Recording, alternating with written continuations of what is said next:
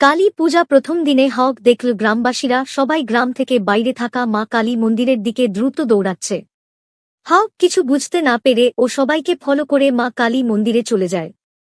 কিন্তু যেই মুহূর্তে তার চোখ পড়ল মা কালী মূর্তির ওপর, তার চোখ বড় বড় হয়ে গেল আর মুখ চিপচিপে সাদা হয়ে গেল, কারণ মা কালী মূর্তি তার জায়গা থেকে চুরি হয়ে গেছে। হঠাৎ হক মাথা ঘুরতে লাগল আর সে সেখানেই লুটিয়ে পড়ল, বুকে পড়ে মাটিতে অজ্ঞান হয়ে গেল। কয়েকদিন পর্যন্ত হক কিছু খায় না, কিছু পান করে না, শুধু মা কালী কথা ভেবে কেঁদে থাকে। একদিন হঠাৎ হক নজর পড়ল তার মায়ের সুন্দর সোনার গহনার ওপর।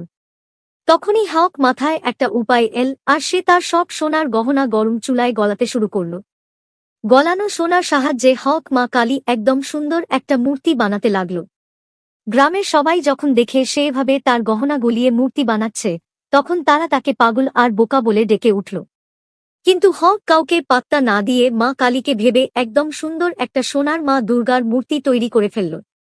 মূর্তি তৈরির পর হক মা কালীকে জড়িয়ে ধরে কেঁদে ফেলল, কারণ তুমি এখনো একটা লাইক আর সাবস্ক্রাইবও করোনি।